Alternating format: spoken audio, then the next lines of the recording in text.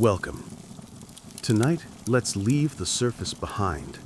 Our journey takes us to a place more alien than the dark side of the moon, a realm that exists right now beneath us, yet remains our planet's greatest enigma. We are descending to the absolute deepest point of our world, the Mariana Trench. But this is not just a descent into darkness, it is a pilgrimage into secrets. Together, we will decipher the unidentified metallic sounds echoing off ancient walls. We will witness the phantom fish that haunted the first explorers, and we will meet the biological paradoxes, creatures of living glass and transparent hunters that survive impossible pressure, yet would simply melt away if brought up to our world. And finally, we will face a quiet, unsettling question. How did our own ghost, a simple plastic bag, manage to claim this untouchable sanctuary before we ever could? If you find motivation in this slow, quiet pursuit of the unknown, I invite you to like this video and subscribe to join our expedition. As we begin, let me know in the comments where you are listening from and what time it is in your corner of the world. It is always a quiet comfort to know we are not traveling alone. Now, find your comfortable position. Let's go deep. Dim the lights. Take a slow breath. We are leaving the map behind. That map is an illusion. We think of our world as a solved puzzle. In our minds, the globe is complete.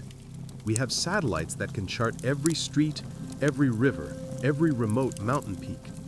We photographed the entire surface, and we tell ourselves that there are no more blank spaces. But that is the great lie of the surface. Our true maps stop at the water's edge, and when they do try to show what's beneath, they are mostly guesswork, artistic renderings, vague, low-resolution sonar scans that paint the ocean floor in broad, blurry strokes. The Mariana Trench is the ultimate proof of this. It's a 2,500-kilometer-long scar on the planet's surface that has stubbornly resisted our attempts to truly see it. The reason for this ignorance is simple, and it is absolute. Pressure. At the surface, we live under a gentle, comfortable blanket of air. We forget its weight, but travel down into the ocean, and that pressure builds with a crushing, relentless logic. Every 10 meters you descend, another entire atmosphere of weight is added to you. Now imagine descending 7 miles, 11,000 meters. At the bottom of the trench, the weight of the water above is over 1,100 times greater than at the surface. This pressure is an inverted force. It warps solid steel as if it were paper. It pulverizes bone. It compresses matter so intensely that it changes the very laws of chemistry and biology. This is why the moon was easier. The moon was a vacuum, a void we had to fill with our own technology, our own life support. The trench is the opposite. It is not empty space. It is an overwhelming presence, a force that pushes back with the weight of an entire world. And this is what makes the map blank. Not because the trench is empty, but because it is so incredibly full of this power, a power we were never built to withstand. It is a place that holds its secrets well. When we imagine that depth, that crushing total darkness, we usually imagine one other thing: silence. A perfect, absolute quiet. The kind of stillness that must exist where no light or warmth can survive. We picture an empty void. But that assumption, like the map, is wrong. One of the most surprising discoveries about the Mariana Trench is that it is not silent. In reality, it can be one of the noisiest places on Earth. In recent years, scientists have lowered highly sensitive titanium-encased microphones called hydrophones into the abyss. They were expecting to record a baseline of quiet. Instead, their instruments were flooded with sound. The reason for this is physics. The unique combination of pressure, temperature, and depth creates what oceanographers call a deep sound channel. This channel acts as a massive natural amplifier. Sound that enters it cannot easily escape, and it travels horizontally for thousands of kilometers, losing almost no energy. And what did these hydrophones hear? They heard the Earth's own movements, the constant low-frequency groan of the tectonic plates grinding against each other, the very sound of the trench being formed. They recorded the deep rumbles of underwater earthquakes from half a world away. They also heard the ghosts of the surface, the distant churning thrum of a supertanker's propellers passing miles above was captured as a constant, haunting hum. Even the sound of a typhoon raging on the surface, its energy penetrating all the way down. And most haunting of all, they heard life. The low, complex songs of baleen whales echoing from oceans away. A single whale's call trapped in this channel can travel across an entire ocean basin. The trench, it turns out, is a planetary echo chamber. It's a place that remembers and carries almost every deep sound the world makes. Those sounds, the Earth, the ships, the whales, are the ones we can identify. But the recordings that truly puzzle researchers are the anomalies, the sounds that do not fit a known pattern. For decades, the most famous of these was a sound called the bloop. It was an ultra-low frequency, high-amplitude sound recorded in 1997. It was so powerful that it was picked up by hydrophones thousands of kilometers apart. And for a time, it was the perfect candidate for a deep-sea creature, something far larger than even a blue whale. The truth, it turns out, was almost as interesting. Scientists eventually traced the sound not to a living thing, but to the catastrophic cracking and breaking of a massive ice shelf in Antarctica. It was the sound of ice, not a monster. But the Mariana Trench has its own stranger symphony. In 2014 and 2015, researchers deploying deep diving floats in the trench recorded something new, a sound they could not explain. It was a bizarre 5-part call lasting just over 3 seconds. It started with deep groans like a foghorn and then suddenly leapt into a high-pitched, almost metallic twang. They called it the Western Pacific Biotang. They listened again and again. It did not match any known whale. It did not sound like any geological event. It was complex, repetitive, and seemed for all the world like a signal. To this day, the leading theory is that it might be a new undiscovered call of a minke whale, but it's just a theory. No one has ever seen one make this sound, and its mechanical quality doesn't sound like anything a whale should make. And then there are the other reports, the unconfirmed, almost anecdotal stories from submarine crews and deep-sea researchers. The sound of clanking metal in a place where no metal should be. The sound of organized tapping from the darkest part of the abyss. Are these just the echoes of old shipwrecks settling on the seabed, or the clatter of rocks in a submarine canyon? The trench, it seems, is very good at keeping its more unusual noises a secret. That is the question that haunts us. When we hear an unknown sound from a place we cannot see, our imagination rarely paints a small, simple picture. It tends to imagine something large. In the modern world, there is one specific giant we love to imagine in the deep, a shadow that has swum from prehistory into popular culture, Megalodon. The idea is a powerful one, that a 60-foot shark, an apex predator from a bygone era, could have survived, that it simply fled the cooling surface waters of the ice ages and found refuge in the one place on Earth we have not fully checked. But this seems to be one secret the trench does not keep. The science itself presents a difficult barrier. A creature like Megalodon, a massive warm-bodied predator, would have needed a staggering amount of food, a constant supply of large prey. The deep ocean, by contrast, is often described as a food desert. Life there operates on a budget of starvation, mostly surviving on the sparse marine snow that drifts from above. A megalodon would likely starve. The evidence for its survival, in the form of modern teeth or remains, is non-existent. And yet, the idea of giants in the deep is not wrong. In fact, it is one of the strangest truths of the abyss. While the trench may not be hiding the giants of the past, it appears to be actively creating new ones. In the dark, in the cold, under that relentless pressure, a biological mystery occurs. It is called deep-sea gigantism. It is a phenomenon where creatures that are small and insignificant on the surface, like shrimp or lice, evolve over time into slow, lumbering, and unusually large versions of themselves. So, the fantasy of a giant is correct, but we may have been looking for the wrong kind. The trench doesn't seem to support the fast, warm-bodied hunters of our imagination. Instead, it fosters a different kind of giant, slow, pale, and adapted to a world of cold and patience.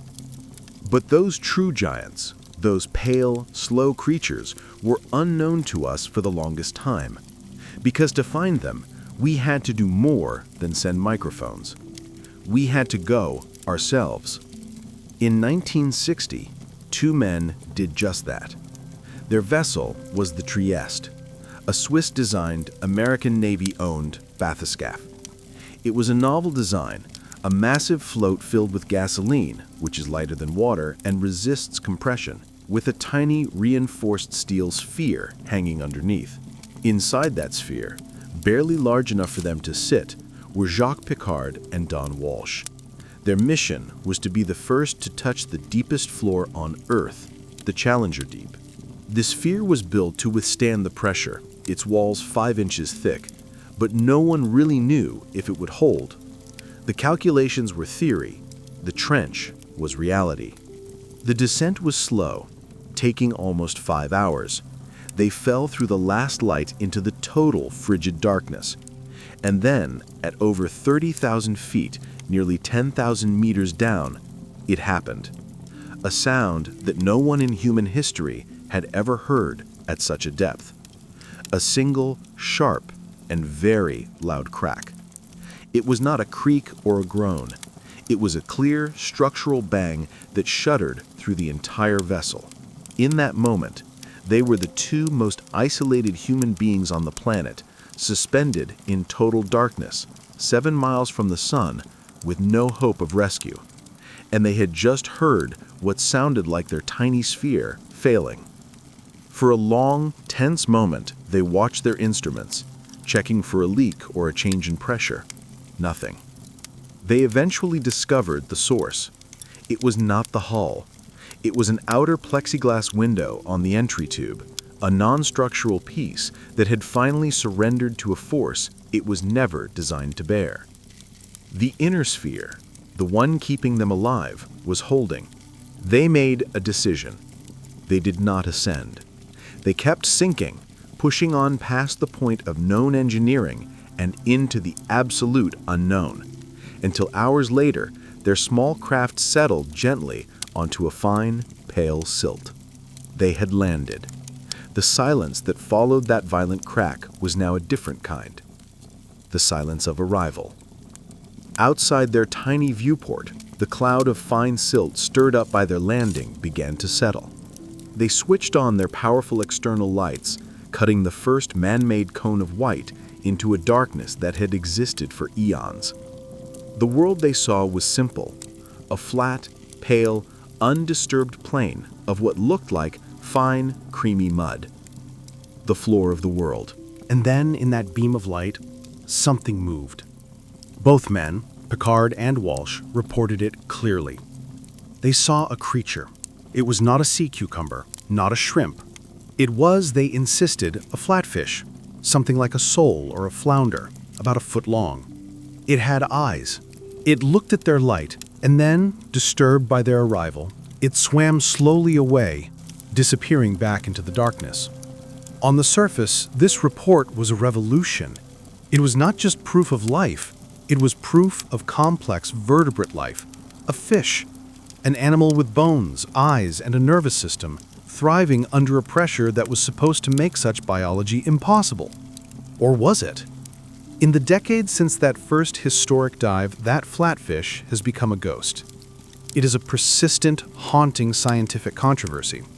No other mission, not James Cameron's, not any of the dozens of robotic probes that have since visited the Challenger Deep, has ever seen another one. Not a single photograph, not a second of video has ever captured a vertebrate fish at this, the absolute maximum depth. The scientific consensus today is that Piccard and Walsh were most likely mistaken. The pressure at that depth, we now believe, is simply too great. At 11,000 meters, the force is so extreme that it can inhibit the very proteins and calcium that vertebrate life depends on. A fish's cells, its very structure, would struggle to function. So what did they see? The most likely candidate, scientists argue, was a sea cucumber, an invertebrate. Some species of holotherian that live in the deep ooze can be pale, flat, and use fin-like appendages to swim in a way that mimics a fish. But the men who were there, the only two human witnesses, never backed down. They insisted they knew the difference between a fish and a sea cucumber. And so the mystery remains. Were they wrong? Was it just a pale, slow-moving invertebrate, their minds understandably shaken after a 7-mile window-cracking descent? Or did they get a 1-second glimpse of a true vertebrate that has somehow broken the laws of biology? A phantom that has simply never been seen again. That first dive in 1960 cracked the door open. But it would be more than 50 years before another human being returned to that specific deepest spot. This time the vessel was completely different. It was not a clumsy balloon-like bathyscaphe. It was a sleek, futuristic 24-foot-long green torpedo engineered to fall, not float. It was the deep-sea Challenger. And inside, there was not a crew of two. There was only one. In 2012, the film director James Cameron, a man long obsessed with the ocean, decided to complete the journey his predecessors had started. But he wanted to do it alone. His descent was, in contrast to the Trieste's, fast and modern.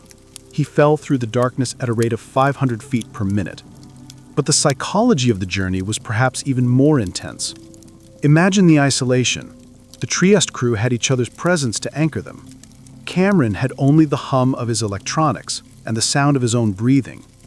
He was encased in a steel sphere so small he could not fully extend his arms, his knees tucked to his chest for hours.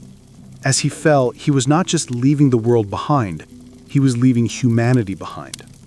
He was becoming, literally, the most isolated human being on the planet, more isolated even than the astronauts on the space station who could at least look down and see the world in their window. Cameron looked out his tiny viewport and saw only a crushing, featureless, and total black. He described the feeling not as fear, but as a profound, almost philosophical solitude. He felt, he said, a sense of presence, the deep, quiet weight of a place that was not meant for him, a place that was utterly indifferent to his survival. He was a visitor in a realm that did not and could not ever know him, a single point of warmth and light in a cold, dark, and ancient eternity. That profound alien solitude was not the only thing James Cameron found. He was there as an explorer, a filmmaker, hoping to capture an image of something new, a strange life form, a bizarre geological feature, anything that would define this deepest of frontiers. He did find something that defined the frontier, but not in the way he or anyone had hoped. As his powerful lights scanned the pale, silty floor in the most remote, most inaccessible, most untouched place on planet Earth, he saw it. It was not a phantom fish. It was not a new species of giant amoeba. It was a plastic bag. There, 7 miles down, in a place that had resisted humanity for all of time, was the casual, immortal signature of our own carelessness, a simple piece of trash. Think of the weight of that discovery. We had barely managed to send 2 and then one human being to this spot. It had required the absolute limits of our engineering, bravery, and wealth. And yet our garbage had gotten there first, effortlessly. It had simply sunk, drifting down through the darkness for weeks or months or years until it settled on the bottom. A synthetic ghost, arriving before we did. This discovery was a quiet, unsettling realization. It proved that there are no more truly blank spaces on the map. It showed that no place, no matter how deep, how dark, or how crushingly hostile, is safe from our influence. The most alien place on Earth suddenly felt uncomfortably familiar. It showed us that our reach has exceeded our grasp. We have managed to contaminate a world we do not even understand. And it was a chilling preview of a darker secret. That this deepest of trenches, this pristine abyss, may in fact be the planet's final, darkest, and most hidden garbage dump. So how did this place come to be? This abyss that reflects our carelessness? What is it geologically? We call it a trench, but that word is a bit misleading. It suggests a ditch that was dug or a simple crack that split open. The truth is a far slower and much more powerful process. The Mariana Trench is the direct result of a collision. It is a place where the Earth is actively, at this very moment, recycling itself. It is formed by two of the planet's massive tectonic plates. For millions of years, the vast ancient Pacific plate has been crawling across the ocean floor, and for just as long, it has been crashing into the smaller, younger Philippine plate.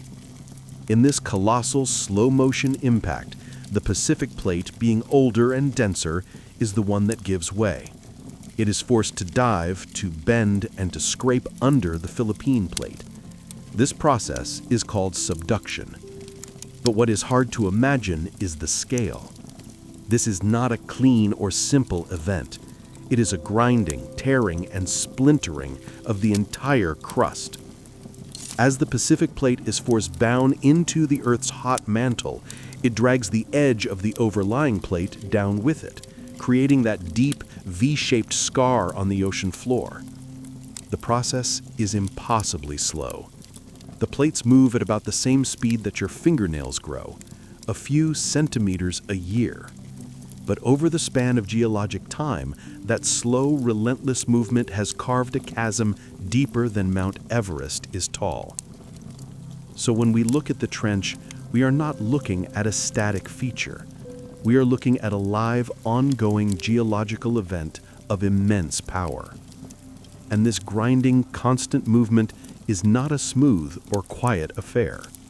It is an engine for some of the planet's most dramatic events. That grinding, swallowing motion of one plate diving beneath another is not a smooth process. It is a messy, violent, and chaotic affair. As the Pacific plate is forced down into the mantle, it does not just slide. It scrapes, it bends, and in some places, it gets stuck. For decades or even centuries, a section of the plate will lock in place, resisting the movement. But the rest of the plate, the unstoppable mass of a continent-sized slab, keeps pushing. The tension builds, an incredible amount of stress accumulating in the rock miles and miles below the seabed. It builds and builds until finally the rock can no longer hold. It ruptures. In that instant, all that stored energy is released in a single violent jolt, an earthquake. But these are not the earthquakes we're used to. They're not the shallow shudders of the surface. The Mariana Trench is a subduction zone, and it gives birth to some of the most powerful and by far the very deepest earthquakes on the planet. Most quakes happen in the top 50 kilometers of the Earth's crust. In the trench, they are recorded happening hundreds of kilometers down. This is a profound geological puzzle. At that depth, the heat and pressure are so immense that rock should not be brittle. It should bend like putty. It should not break, and yet it does. It shatters. We are recording tremors from a place we thought was geologically incapable of them. And while these deep tremors are too far down for us to feel them directly on the surface, they are often the trigger. When that tension releases, it can transfer that massive energy upward, causing the entire overlying plate to lurch. When that happens, the plate acts like a giant paddle. It displaces a column of water miles high, pushing the entire ocean, and can be the starting point for some of the most powerful tsunamis. The trench, it seems, is a quiet, hidden engine for change on a massive scale. But that violent tectonic shifting is not the only way the Earth's deep energy escapes from the trench. It also leaks. When we think of ocean vents, we usually picture fire. We imagine the black smokers seen in documentaries, superheated, toxic plumes of black smoke boiling out of the seabed. And the trench has those. But it also has something else, something stranger, a place that seems to follow a different set of rules. Near the Oku volcano within the Mariana Trench system, scientists discovered a field of vents. As their robotic submarines approached, they saw chimneys venting fluid, but there was no black smoke. There was no fire. Instead, rising from the cracks in the rock were shimmering, pearlescent bubbles. They were venting almost pure liquid carbon dioxide. On the Earth's surface, CO2 is a gas. To make it a liquid, you need extreme pressure and very low temperature. The trench, it turns out, provides the perfect conditions. It is the only known place on Earth where this happens naturally. The scientists who discovered it named it appropriately the Champagne Vent. The view is surreal. It is a slow, cold, and steady stream of liquid gas bubbling up from the planet's mantle and rising like the fizz in a glass of champagne.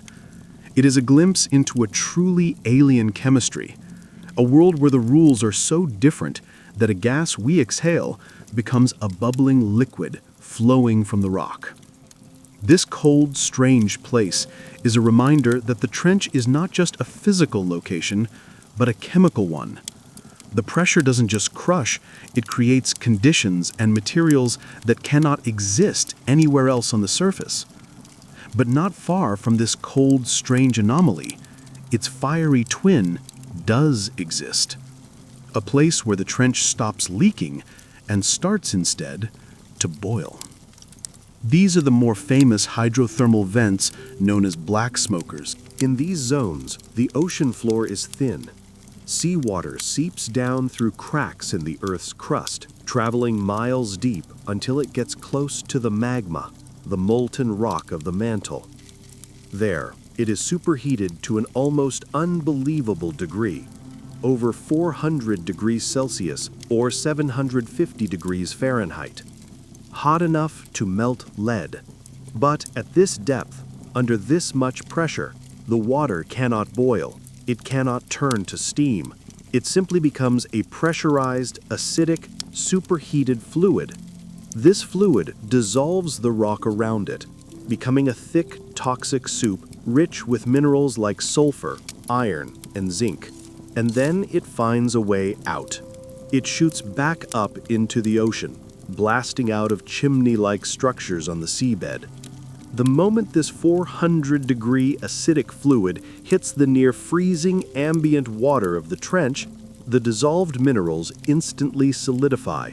They precipitate, creating a cloud of fine, dark particles that looks exactly like thick, billowing black smoke.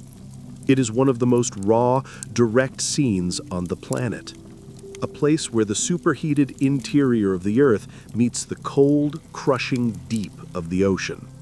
For decades, we assumed these places were sterile. What could possibly survive a blast of acidic water hot enough to melt lead? What could live in a darkness poisoned with sulfur? We believed that all life on Earth ultimately drew its energy from the sun. But when our robots finally reached these black smokers, they found them teeming, swarming, covered with life. They found forests of pale, giant tube worms, 6 feet long, with no mouth and no stomach, feeding on chemicals. They found fields of ghostly white crabs, blind, scuttling over the chimneys. They found shrimp clustered so densely they seemed to be boiling in the shimmering water. This discovery was a shock. Here in this toxic, superheated water was life that did not need the sun. It did not rely on photosynthesis. It was a new biology thriving on chemosynthesis. The creatures here were feeding on the toxic sulfur and chemicals, drawing energy from the raw heat of the earth itself. This find suggested that life had a second, entirely different playbook. That discovery of chemosynthesis did more than just reveal a new ecosystem. It threw a shadow of doubt over our most fundamental story, the origin of life itself. For generations, the favored theory of our creation was a gentle one. We called it the primordial soup. We imagined life beginning in a warm little pond.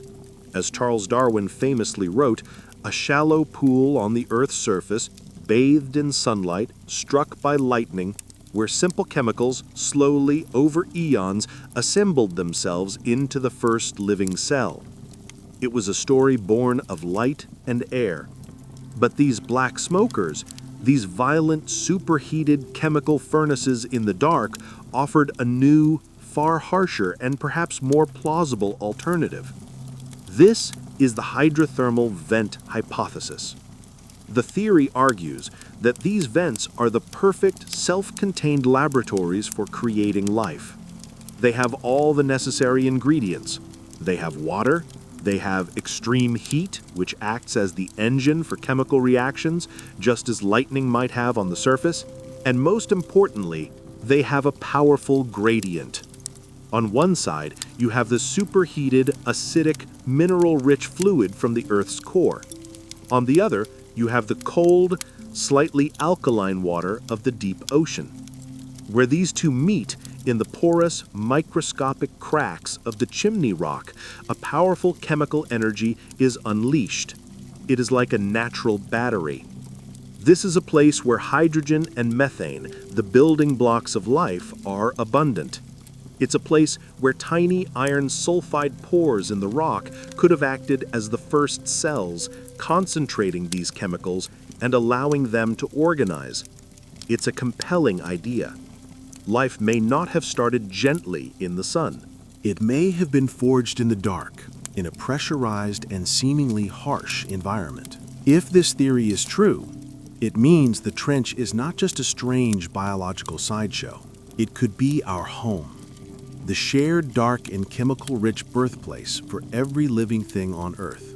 And it also suggests something important about the universe. If life can begin here in total darkness, then perhaps the sun is not a requirement for life at all. To find these strange life forms, however, you must enter a realm that is almost mythological. Scientists divide the ocean into zones of light: the sunlight zone, the twilight zone, the midnight zone. But below that, at around 6,000 meters, you enter a place so deep that it was given its own separate classification. It is called the Hadal Zone. It is named appropriately after Hades, the ancient Greek god of the underworld. It is the realm where life as we know it was thought to be impossible. The Hadal Zone is not just a deeper, darker version of the ocean. It is a fundamental shift in the rules of biology. The defining feature is the pressure, which at this depth stops being a simple physical force and becomes a biochemical one. The extreme pressure actively attacks the building blocks of life.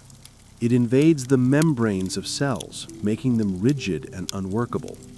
It can contort the very shape of proteins, stopping enzymes from latching on to other molecules. It essentially halts the engine of metabolism as we know it. For a complex animal from the surface, a descent into the Hadal Zone would mean death, not from being crushed, but from a systems failure. The nervous system would fail, the proteins would unwind. The cells would simply cease to function. This is why, for the longest time, we believed the Hadal Zone was sterile. We believed it was a biological forbidden zone. But life, it turns out, is more stubborn than our theories.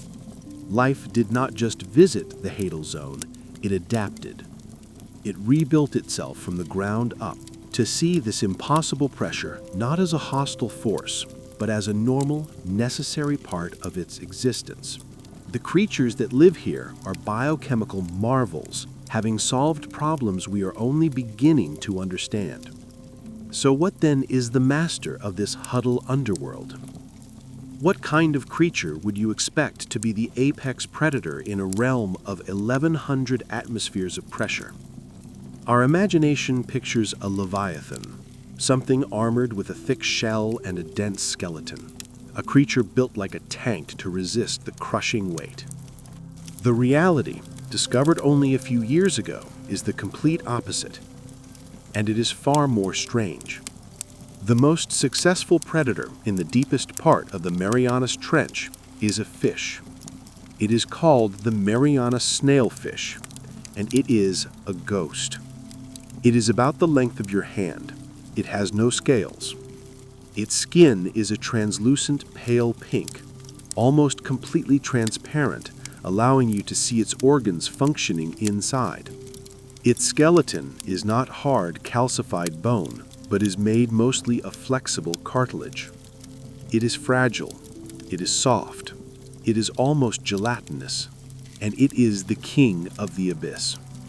This creature is the ultimate example of Hadal biology.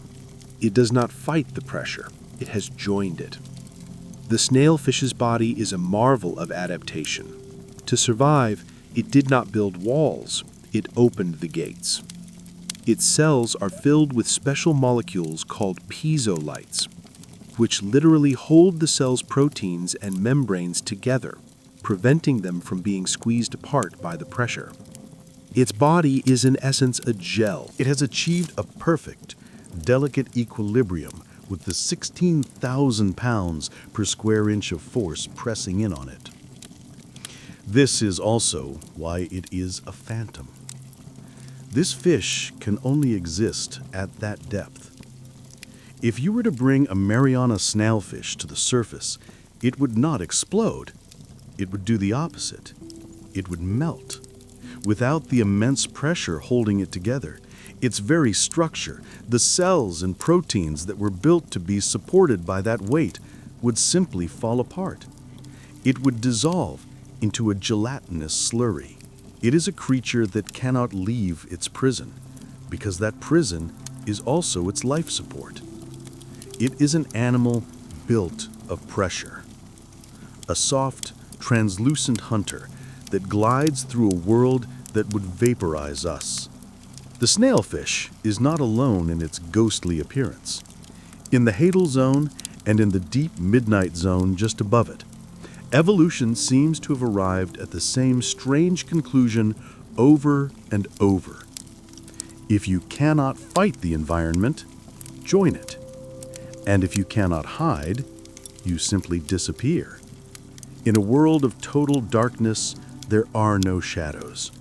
There are no caves or forests to hide in. It is just open, pressurized water. The only way to truly hide is to not be seen. The best camouflage, it turns out, is to become invisible. And so, the deep is filled with creatures that are essentially made of glass. One of the most spectral is the telescope octopus. It is almost entirely transparent. It's a gelatinous, slow-moving creature. Its body is so clear that the only things you can really see are its digestive tract and its two enormous stalk-like eyes. These eyes are what give it its name. They are tubular, like binoculars, and they can rotate. They point upwards, constantly scanning the darkness above for the faintest silhouettes of prey or for the shadows of predators hunting with their own lights. Then there is the glass squid. Like the octopus, Its body is a perfectly clear, fragile balloon. It hangs in the water, almost undetectable. But this creates a problem. Its eyes and digestive gland are opaque. They would cast a shadow if a predator's light hit them. The squid, however, evolved an ingenious solution. It uses its own internal light, its bioluminescence, not as a beacon, but as counter-illumination. It produces just enough light to match the faint glow from above, effectively erasing its own shadow. It is a living invisibility cloak. These creatures are the phantoms of the abyss. They have engineered themselves out of existence, becoming living windows, fragile beings that float through the darkness, proving that in this extreme world, the best defense is not armor, but absence. To become invisible is one strategy in this permanent night. But there is another, more active and perhaps more counterintuitive solution. If you cannot disappear, you must control the dark. You must make your own light. This is the world of bioluminescence. In the deep ocean, light is not a gentle, ambient presence. It is a tool. And because it is so rare, it is incredibly powerful. It is a language, a lure, and a weapon, all in one. The most famous master of this is, of course, the anglerfish. It is a creature that seems perfectly designed for an environment of absolute scarcity. It is, in essence, a vast mouth with a built-in fishing rod. Its body is globular and dark. Its teeth are needle-sharp and curved inward, ensuring that anything captured has no chance of escape. But its true genius is its efficiency. The anglerfish cannot afford to waste energy chasing prey in this vast, empty blackness. So, it does not hunt. It waits. It hangs motionless, and from its head sprouts a long, fleshy filament. At the end of that filament is a glowing, fleshy bulb called an esca. This light is not the fish's own. It is a living, symbiotic colony of bacteria glowing faithfully in the dark. The fish provides them with a safe house and nutrients, and in return, they provide it with a constant hypnotic lure. A smaller fish or crustacean navigating the dark sees this single pale blue light. It is the only point of interest in a featureless world. Perhaps it looks like a potential meal, a smaller microorganism. They drift closer. The anglerfish, sensing the movement, waits until the last second. With a sudden snap of its jaws, the world ends for that small creature. The hunter has captured its meal using almost zero energy. Other creatures are more aggressive. The dragonfish, for example, is a long black eel-like creature with fangs so large it cannot even close its mouth. It too uses glowing lures on its body to attract prey. But it also has a secret weapon, a piece of biological engineering that is almost unbelievable. The dragonfish has evolved a pair of searchlights just beneath its eyes. These are not blue or green, the common colors of bioluminescence. They glow with a deep, far red light. This is a revolutionary advantage. In the deep ocean, the only light that penetrates from the surface is blue. As a result, almost every creature in the deep has evolved to see only the blue part of the spectrum. They are, for all practical purposes, completely blind to red light. The dragonfish, however, is one of the very few creatures that can both produce and see this red light. This means it has developed a biological sniper scope. It can shine its red beams forward, perfectly illuminating its prey. The prey itself, unable to perceive red, continues to swim in what it believes is total absolute darkness. It is completely unaware that it is being watched, targeted, and hunted by a predator that has its own private invisible spotlight. In this world, light is a complex and deadly game. It is a lure, a threat, and a way to find a mate. And for the dragonfish, it is a private spotlight, giving it the ultimate advantage in the permanent dark. The anglerfish and the dragonfish are the sophisticated hunters of the midwater. They play their games of light and shadow in that open, empty blackness. But on the seabed itself, on that vast, silty plain at the very bottom, life takes on a different form. It is less about the quick, energetic hunt, and more about slow, methodical processing. It is a world of sifters and grazers.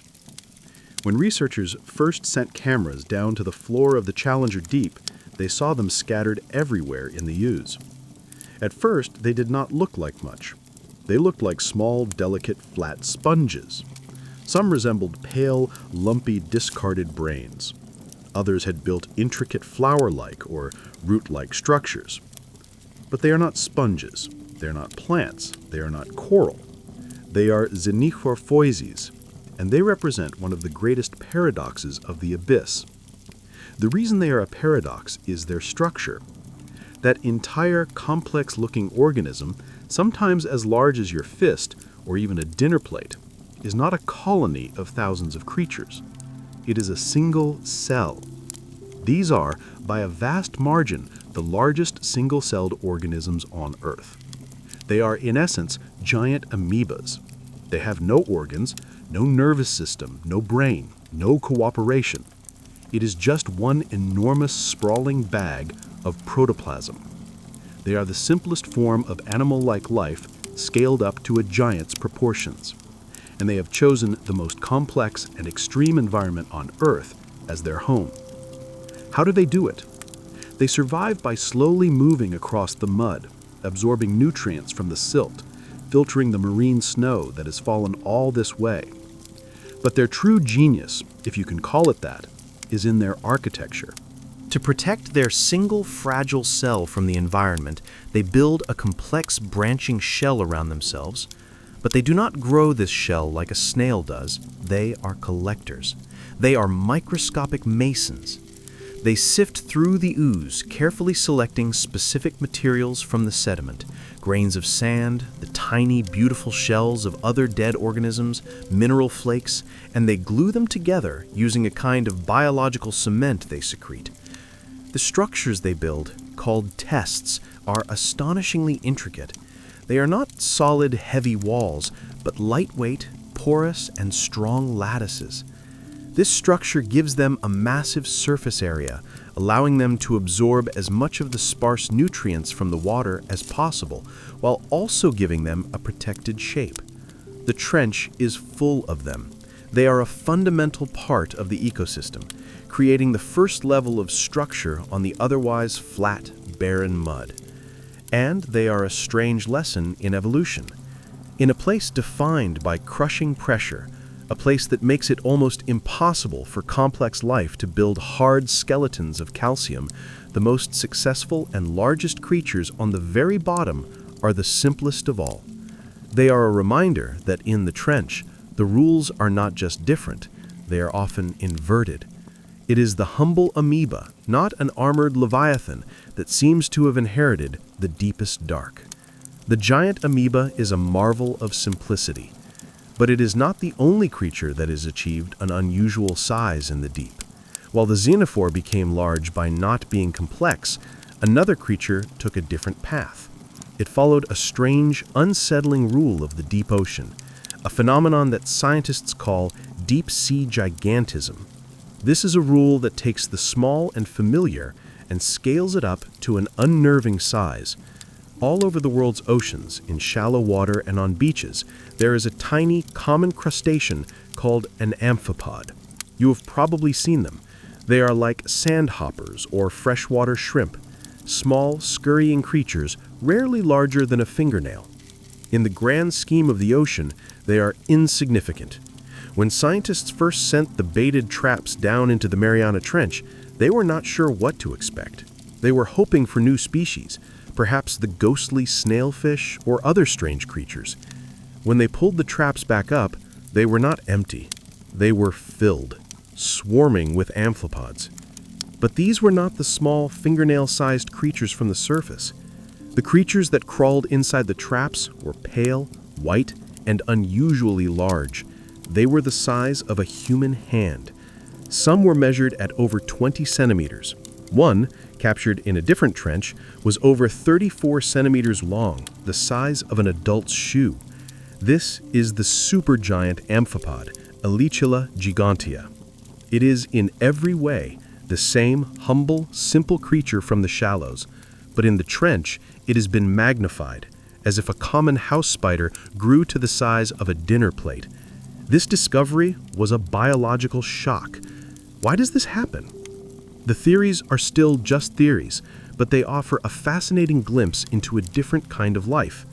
One idea is that the extreme cold of the deep water, combined with the pressure, slows down a creature's metabolism to an almost glacial pace. These creatures don't grow faster than their surface cousins. They just live longer and perhaps never receive the biological signal to stop growing. In the warm, fast-paced surface world, life is short. In the deep, it is slow and long. Another theory ties into the scarcity of food. Gigantism might actually be an advantage in a food desert. A larger body is a better storage unit. It can hold more fat and more reserves. When a rare large meal does arrive, like a whale fall, a giant amphipod can gorge itself, storing enough energy to survive for months or perhaps even years before the next feast. Whatever the reason, the supergiant amphipod is one of the most striking residents of the trench. It is not an alien monster from a bygone age. It is something we know. It is a common, everyday creature twisted by the darkness, the cold, and the pressure into a pale, armored giant that swarms the deepest floor on Earth. So this entire strange ecosystem of ghosts, giants, and glass creatures raises a fundamental question. What does it run on? We have these apex predators, like the snailfish, and these massive scavengers, like the supergiant amphipods. But an ecosystem cannot be made of only scavengers and hunters. There must be a foundation, a primary source of energy. On the surface of the Earth, that energy is obvious. It is the sun. It fuels the plants, which feed the herbivores, which in turn feed the carnivores. It is a short, energetic, and obvious chain. In the Hadal Zone, 7 miles down, there is no sun. There is no plant life. The black smokers, the hydrothermal vents, are one answer. They provide a powerful chemical energy source, but they are rare. They are tiny, localized oases of life in a desert of mud that stretches for thousands of kilometers. They cannot be the only answer. They cannot be what fuels the snailfish and the giant amoebas away out on the cold, flat plains. The true fuel of the abyss is something far simpler, far quieter, and far more constant. It is a slow, endless, gentle rain of organic matter drifting down from the sunlit world miles and miles above. Scientists call it marine snow.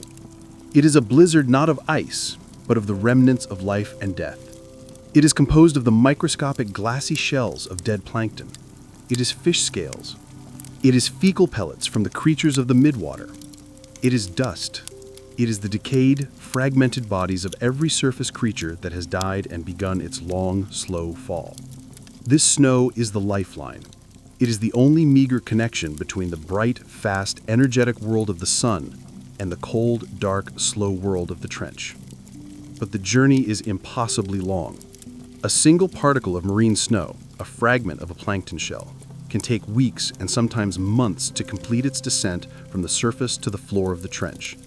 And on that long journey, it is picked apart. The creatures of the twilight zone get the first chance, then the creatures of the midnight zone.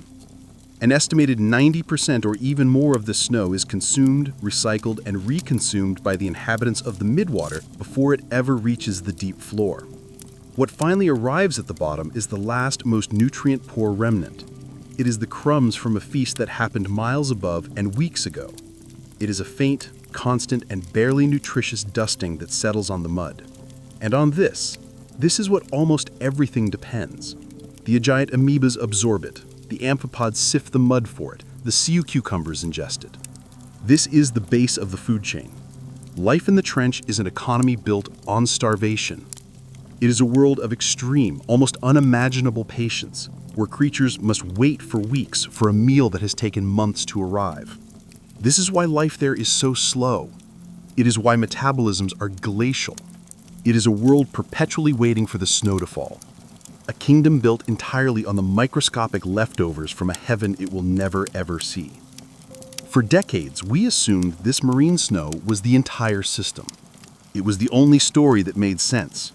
We believed that all life in the deep mud was part of this simple vertical chain. Wait for the snow, eat the snow, and be eaten in turn. But recent discoveries made by drilling deep into the ocean floor have opened the door to a far more radical and stranger idea. What if there is another ecosystem down there? A separate, parallel biology that does not rely on the surface world at all. This is the theory of the shadow biosphere. When scientists drilled into the sediment, sampling the mud and rock beneath the trench floor, they found microbes. This in itself was not a shock. The shock was what these microbes were eating. They were not clustered at the surface of the mud, waiting for the rain of marine snow. They were buried deep within the sediment and even within the pores of the solid rock itself. And they were active. They appear to be living on a diet of pure chemistry. Some of these microbes seem to be eating the rock itself, stripping electrons from minerals in a chemical process that is incredibly slow but steady. But an even more fascinating theory suggests they might be living on something else. We are now discovering microbes that can survive on radiation. The natural, low-level radioactive decay within the planet's rock and sediment releases a tiny, tiny amount of energy. But it is constant. It has been there for billions of years. For a microbe that has slowed its entire metabolism down to an almost timeless state, this faint radioactive pulse might be enough to live on. This is a profound speculation. If it's true, it means there are creatures on Earth that live in a completely sealed system. They are not part of our sun-based food web. They are not connected to us, to the whales, to the plankton, or to anything in our world. Their timescale would be completely alien to us. A microbe eating radiation from a rock might take 1,000 years to divide a single time. It would be a life form existing in a state that borders on geological time itself. Are they the original, or at least a very ancient form of life on Earth, hidden from the chaos of the surface, or just an evolutionary curiosity? We simply do not know yet, but the possibility is fascinating. It suggests that when we look at the trench, we may not be looking at just one ecosystem. There could be two stacked right on top of each other. One is the world we know, living on the leftovers from the sun, and the other is a completely separate shadow world, living on the faint, slow energy of the rock itself. So the ecosystem of the trench is defined by these two very slow economies. There is the steady, sparse rain of marine snow, which supports a life of extreme patience. And then there is that theoretical shadow biosphere, which may be living on a timescale of thousands of years by consuming rock and radiation. Both are lives of profound scarcity. But every once in a while, something happens that breaks all the rules of this starving world. An event that delivers an unimaginable bounty. A single, massive, and completely unpredictable jackpot. It is called a whale fall. Imagine a 40-ton humpback or a 90-ton blue whale dying in the sunlit world miles above. Its massive body, too heavy to float, begins the long final descent. It falls for days, sinking through the twilight, past the midnight zone, and into the deep abyss. When it finally hits the bottom, it is a revolutionary event for the seafloor. In a single instant, a single point on the barren, muddy plain is gifted with more nutrients than it would normally see in hundreds or perhaps even thousands of years. It is a mountain of flesh, fat, protein, and bone suddenly arriving in a food desert. And then the feast begins. This feast happens in distinct, fascinating, and specialized stages, each with its own community. First, the mobile scavengers arrive. The call goes out through scent, and any creature that can move quickly converges. The ghostly snailfish, the supergiant amphipods, and if the depth is right, the slow-moving ancient sleeper sharks of the deep. They arrive in a frenzy, stripping the carcass of its soft tissue. This is a violent, chaotic stage that can last for many months or even a couple of years until the bulk of the flesh is gone. Then, when the large scavengers have moved on, the second wave arrives. These are the opportunists. The area is now fundamentally changed. The surrounding sediment is soaked with liquefied fat and nutrients from the decay. This enriched mud attracts a new community of smaller creatures: crabs, worms, and smaller crustaceans that live in the mud. They don't feed on the whale itself, but on the now rich soil and the bacteria blooming within it. This stage can last for several years.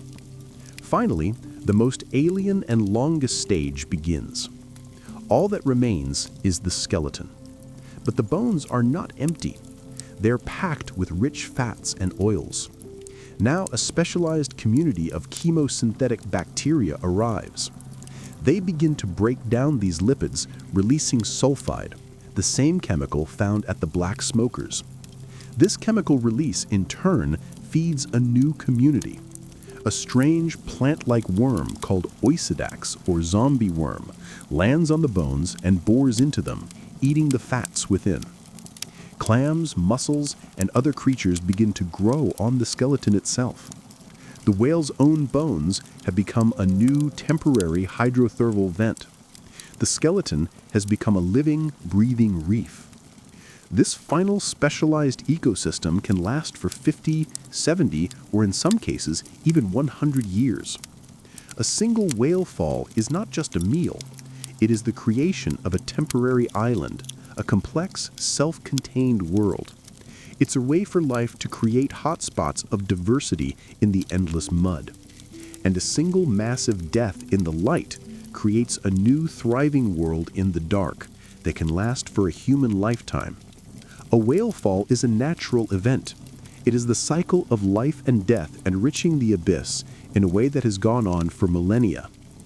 But the trench's most defining feature, its extreme crushing isolation, has made it a candidate for other less natural objects. For human history, the deep ocean has always been the perfect hiding place. And the Mariana Trench is, by definition, the deepest, most secure, and most permanent hiding place on Earth. If you wanted to drop something you never ever wanted to be seen again by human eyes, where would you put it? You would put it 7 miles down. You would drop it into the Challenger Deep. This is not just a modern idea. This dark strategic value was recognized almost as soon as the trench's true depth was known.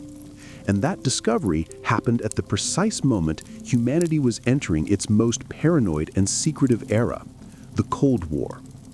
This is where the verifiable facts end, and the deep, unsettling speculation begins.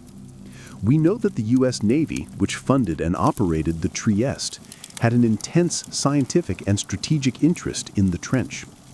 But what was the true nature of that interest? Theories have circulated for decades. The most common is that the trench was used as a graveyard. In the high-stakes game of Cold War technology, experiments failed, spy planes crashed, and sometimes rival submarines or technology were captured, or at least recovered. What do you do with a failed top-secret prototype or the wreckage of a Soviet craft that you don't want them to know you have? You can't bury it on land. It might be found. You can't just sink it in the ocean. It might be recovered. But if you tow it over the Mariana Trench and scuttle it, it is gone forever. It is an object erased from the world, protected by a lock of 16,000 pounds per square inch of pressure. And then there is the sound. We spoke earlier of the deep sound channel, the trench's bizarre ability to carry noise for thousands of kilometers. The U.S. Navy in the 1960s knew this better than anyone. They were at that very moment deploying a secret global network of hydrophones called SOSUS, a system built for one purpose: to track the movement of Soviet submarines. It is a very logical, if unconfirmed, theory that this network would have extended into or near the trench. It would be the perfect naturally amplified listening post for the entire Western Pacific. Are there still classified passive arrays down there, hidden in the silt listening? We may never know. The records, if they exist, are sealed.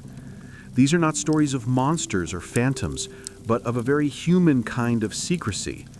The logic is cold and clear. The trench is a military asset as much as it is a scientific one. And it is highly likely that down in that dark mud, buried beneath the whale bones, lie other, harder, more angular secrets. The refuse of a global conflict, dropped there by the surface world in an age of fear. But those potential military secrets, those intentionally hidden objects, are perhaps only a small part of a much larger, more troubling story. The trench's isolation made it a target not just for things we wanted to hide, but for things we simply wanted to forget. For most of the 20th century, the deep ocean was treated by the industrial world as an empty space. It was a convenient, near-infinite void. The philosophy was simple and almost universally accepted: out of sight, out of mind. We believed with a kind of naive confidence that the sheer volume of the ocean would dilute our problems to nothing. We believed that what sank into the deep would, for all practical purposes, simply disappear. And so we dumped across the globe. For decades, we used the deep oceans as a default landfill. We dropped millions of tons of industrial chemicals and heavy metals like mercury and lead. We scuttled ships filled with leftover chemical weapons from old wars. And then there was the most difficult waste of all: radioactive material. From the 1940s through the 1980s, many nations, including the United States, saw the deep ocean as the most logical, low-cost solution for their nuclear waste. They sealed low-level and in some cases high-level radioactive slurry and contaminated materials into steel drums, often encased in concrete, and simply dropped them over the sides of ships into the deepest parts of the sea they could find. The Mariana Trench, being the deepest and most remote, was not immune. It was in fact a prime candidate. The logic seemed sound at the time. The idea was that the trench was geologically stable, remote, and deep enough to contain anything. The waste would be isolated from humanity forever. But this logic, we now know, was deeply flawed. Those steel drums were not designed to last for millennia. They were certainly not designed to withstand the combined assault of corrosive salt water and 16,000 pounds per square inch of pressure.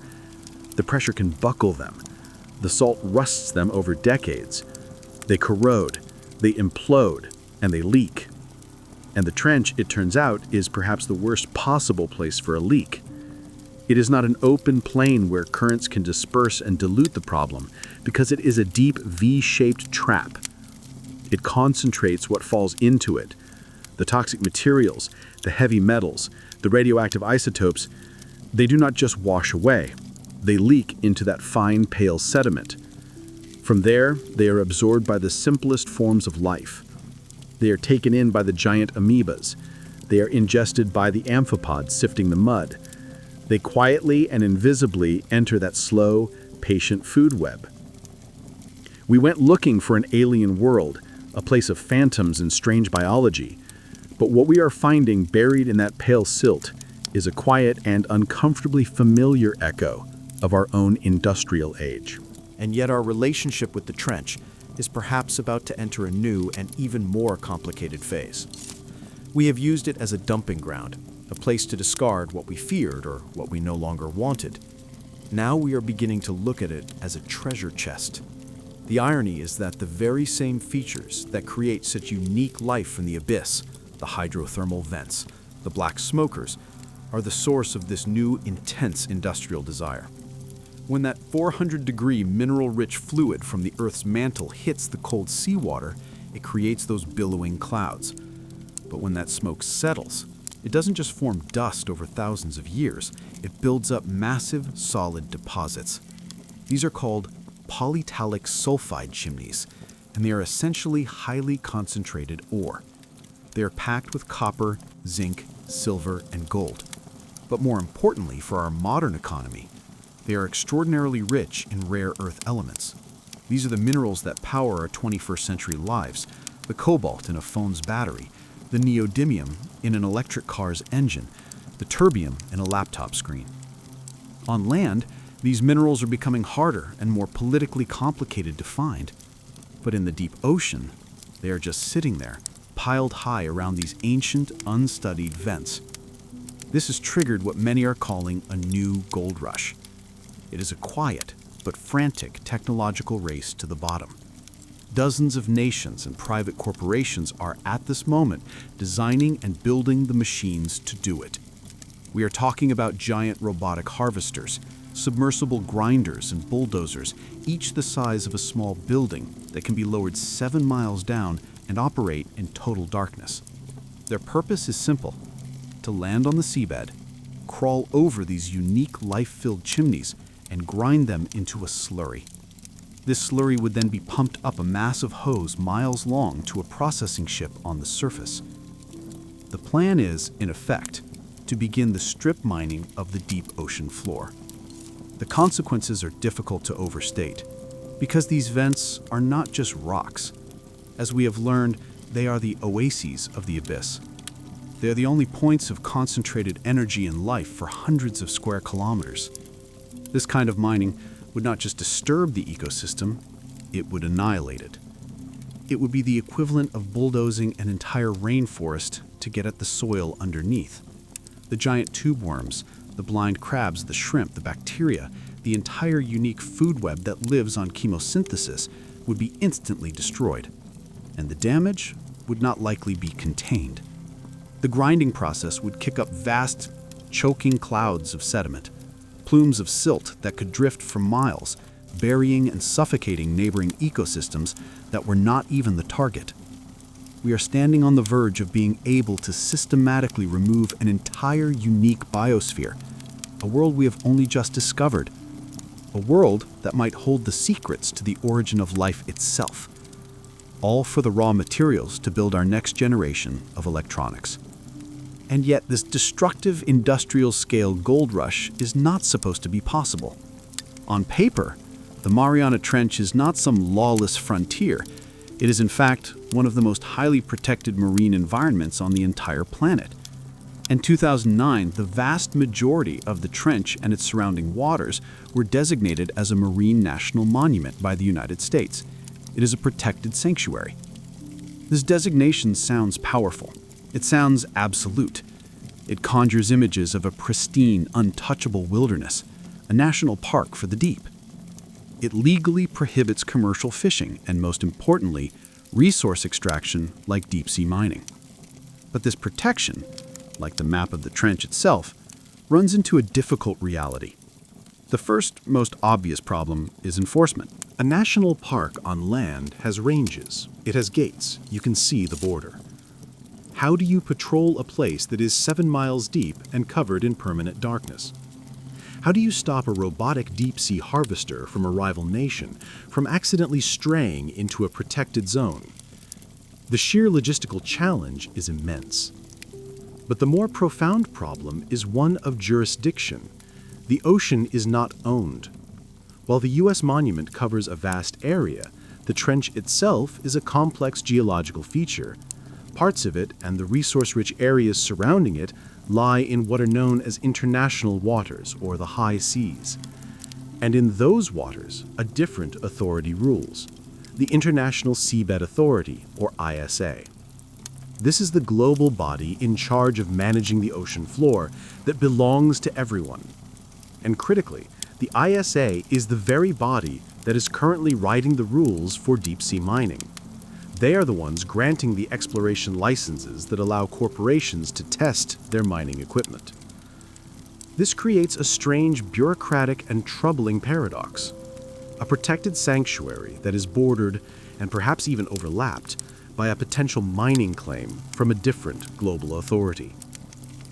And even if the mining happens just outside the protected border, the physics of the ocean do not respect human laws. You cannot stop the pollution, the toxic plumes from a mining operation, the clouds of sediment kicked up by the grinders. They will drift. Ocean currents will carry them. They will settle, burying the very ecosystems the monument was designed to protect. The designation of national monument is a necessary and noble gesture. It is a statement of intent from the surface world, a line drawn on a map. But in the cold, pressurized, and silent reality of the abyss, it is genuinely unclear if that line can truly protect a place we can't even see. It is not surprising, then, that this place, so deep, so dark, and so fundamentally defended by its own physics, has captured our imagination in a way that goes beyond science or law. When a place on our own planet remains this unknown, this powerful, and this hostile to our existence, it ceases to be just a location on a map. It becomes a symbol. It becomes a mirror for our deepest, most primal anxieties. Long before the Trieste ever descended, before the black smokers were discovered, before we had any real idea of what was down there, the writer H.P. Lovecraft was searching for a concept to anchor his new mythology. He was not interested in common ghosts or simple monsters. He was interested in a far greater, more philosophical kind of fear. The fear of the cosmic, the unsettling realization that the universe is vast, ancient, and completely indifferent to humanity. In the 1920s, he wrote of ancient godlike beings called the Great Old Ones. And when it came time to imagine a prison for the most powerful of them, Cthulhu, he did not choose a distant galaxy or another dimension. He chose the deep Pacific. He invented a fictional sunken city called Ruya, a place of nightmare corpses and non-Euclidean geometry, where the dead god Cthulhu lay in his dark house waiting and dreaming. Lovecraft had, perhaps, instinctively tapped into the power of the trench. He understood that the truest horror is not an active malevolent evil. The truest horror is an indifference that has been here all along. The Mariana Trench is the real-world embodiment of that idea. It is a world that existed for billions of years before us and will exist for billions of years after us. It is a place that does not know we exist and would not care if it did. Our survival, our fears, our morality, our pollution, they are meaningless concepts at that depth. The pressure is not evil, it is just a law of physics. The darkness is not malevolent, it is just the absence of a sun it has never known. This is the trench's cultural power. It is the last remnant of a truly alien Earth existing right here within our own. It is the physical manifestation of the great unsettling unknown. We can send our probes, we can draw our maps, we can even write our laws to try and protect it. But the abyss, it just waits. It dreams its own slow, cold, and geological dreams. It is this profound, ancient indifference that makes it the perfect cellar for the planet, a place where our imagination, confronting its own limits, stores its deepest fears. That feeling, that Lovecraftian sense of an alien world, is no longer just a fantasy. In a strange and fascinating twist, modern science is now looking at the Mariana Trench for almost exactly that reason.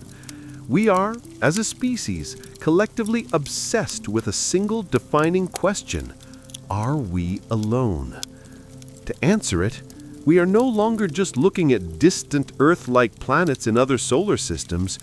In recent years, our hopes have focused on a new, much closer and perhaps more promising target: the icy moons in our own solar system. We are speaking of Jupiter's moon Europa and Saturn's moon Enceladus. These are worlds that are on their surface completely hostile.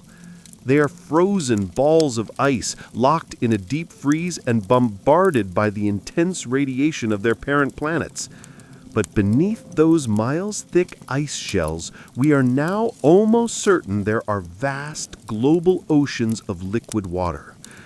They are dark, They are cold, and they are kept liquid not by the distant sun, but by the gravitational pull of their giant planets. This constant tug of war flexes the moon's rocky cores, creating immense heat from friction. A dark, cold, liquid ocean heated from below by geothermal energy. This should sound familiar. It is the exact model of the hydrothermal vent systems we have found in our own deep ocean. If we are going to find life on Europa, if we are trying to design a probe that can survive the journey and know what to look for, we must first look to the Mariana Trench. It is our best and perhaps our only model for what extraterrestrial life might actually look like. Life on Enceladus, if it exists, will not be a photosynthesizing plant. It will be, in all likelihood, a chemosynthesizing bacteria. It will be a creature that thrives on the sulfur and methane of a hydrothermal vent, just like the tube worms and blind crabs of our own black smokers. Life on Europa will not be a complex vertebrate fish, but if it has evolved, it will have had to solve the same identical problems our ghost snailfish solved. It will need to be a creature built of pressure. Its cells will need to be protected by those special molecules, piezolites. Its body in a kind of gelatinous equilibrium with its environment. The trench has in this strange way become a field of applied astrobiology. We are studying its dark, cold ecosystems not just to understand our own planet, but to prepare ourselves for the discoveries we hope to make on others. It has taught us that the sun is not an absolute requirement for life. It has taught us that extreme pressure is not a barrier. It is just a different set of rules. And it has shown us that if life can take root in a place as impossibly difficult as the Mariana Trench, then it is no longer quite as much of a stretch to imagine it taking root in the cold, pressurized darkness of a distant alien moon. But how will we explore these new worlds, both our own and those on other moons? The age of the heroic manned descent, the Trieste and the Deep-Sea Challenger, may already be over. These were incredible, singular moments driven by human courage, but they were also extraordinarily risky, incredibly expensive, and in a scientific sense, inefficient. A human being encased in a massive steel sphere is a fragile and complicated passenger. We are, after all, surface creatures. We are not built for the Hadal Zone, and the engineering required to protect us is a monumental barrier. The future of exploration, it seems, is not human. It is robotic. But this is not the future we once imagined in the 1970s with one large, clunky, feathered robot crawling on the seabed, connected by a thick cable to a ship above. That method is slow and limiting. The new generation of explorers is being designed to be something else. Smarter, smaller, and most importantly, free. Engineers are now developing fleets of small, autonomous, AI-driven submersibles. And many of these new designs are soft-bodied robots. Their engineering inspired by the very creatures that live in the deep.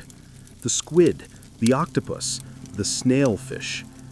They're being built to be part of the environment, to move with it, not just to fight it with brute force. The idea is to stop sending one multi-million-dollar vehicle and instead release a swarm. Imagine a support ship on the surface releasing not one, but 100 of these small, intelligent probes. They descend together, communicating with each other through simple pulses of light or sound. They do not need a pilot. They do not need a cable. This is where artificial intelligence becomes a necessity. At that depth, radio control from the surface is impossible. Water is a wall for radio signals. The robots must be able to make their own decisions. Their AI allows them to navigate, to identify targets, and to share information. One probe finds a hydrothermal vent. It calls to the others who swarm the location, mapping it in 3D, taking chemical samples, and filming its inhabitants, all without a single human command. If one probe is lost to the pressure or gets trapped, the mission does not end. The swarm learns, adapts, and continues. This is how we will finally begin to fill in the blank spaces on the map, not with a single heroic spotlight, but with 1,000 tiny points of light moving and thinking as one. This is how we will search for life on Europa. We will not send a single billion-dollar lander. We will likely melt a hole through the ice and release a swarm, letting it hunt for vents in the alien dark. The future of exploration, it seems, is not about conquering the abyss. It is about learning from it. It is about building machines that are as resilient, as adaptable, and as intelligent as the strange, soft-bodied life that has thrived there for millennia. We have traveled in our minds to the very bottom of the world. We have descended past the last light into a realm of immense pressure and unexpected sound. We have followed the story of the first explorers and their cracked window. And we have searched for a phantom fish. We have met the true, strange inhabitants, the ghostly snailfish, the giant amoebas, and the creatures of glass. We have seen the chemical oases of the black smokers, which may be the very cradle of life. And we have also seen the shadows of our own world, the plastic bag, the theories of military secrets, the barrels of nuclear waste, and the coming race to mine the seafloor. We are, in our modern age, a species obsessed with answers. We are uncomfortable with ambiguity. We have built a world of data, of satellites, of instant information. We strive to fill every blank space on the map, to solve every riddle, to leave no question unanswered. We tend to see the unknown as a temporary problem, a failure of our knowledge that will eventually be solved by more technology and more data. But this journey to the trench suggests something else. It teaches us that the unknown is not a failure. It is perhaps a necessity. The Mariana Trench's greatest secret may not be a creature or a sound or a geological marvel. Its greatest secret may be mystery itself. The trench is the last great bastion of the truly unknown on our own planet. It is the physical proof that we have not solved the puzzle. It is the humbling 7 miles deep reminder that we are small and that the world we live on is still, in its deepest parts, a profound, ancient, and indifferent wilderness. A world with no more secrets would be a smaller world. It would be a world without real curiosity, because curiosity is fueled by the genuine belief that we do not know all the answers. It is the engine of our science, our art, and our philosophy. It is the what if that pulls us forward. We need the Mariana Trench to exist just as it is. We need to know that in an age of total surveillance, there is still a place that cannot be easily seen. In an age of constant noise, there is still a place that holds its own deep sounds. In an age where we feel we've mapped everything, we need to be reminded that we have barely scratched the surface. In the end, the true value of the abyss is not the minerals we can take from it, or even just the biological secrets we can learn from it. Its true value is its existence. It is the planet's final quiet promise that there is always something deeper. There is always something more to discover. And there is always still a profound, beautiful, and necessary mystery waiting patiently in the dark.